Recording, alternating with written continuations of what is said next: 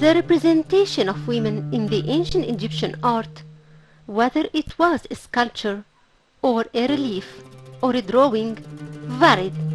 For some artists represented them as goddesses with special status in the ancient Egyptian belief, and others represented them as queens, whether they ruled solitarily as monarchs or queens sharing their husbands the rule as consorts.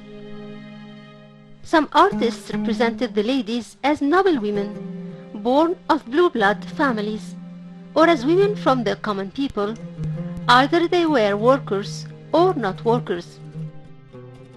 Finally, there are those who were represented as maids who do houseworks.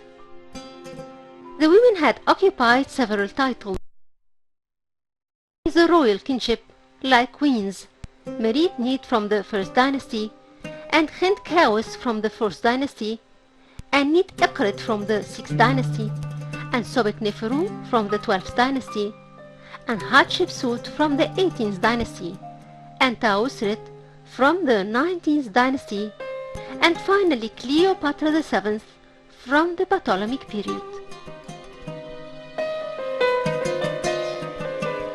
Women played an important role in the times of peace and war, like Queen Teti-Sheri and Iahotep and Ahmos Nefertari and Ti and Nefertari and Nefertiti.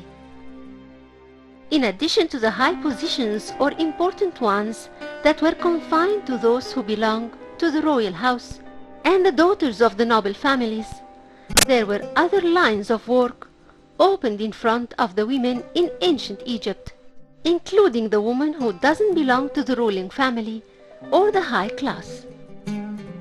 There were several jobs in ancient Egypt that can be divided into jobs that need emotional performance, like dancers and musicians and mourners, and production jobs like baking and sewing and producing fabrics, and finally service jobs like farming and house help and selling in the markets.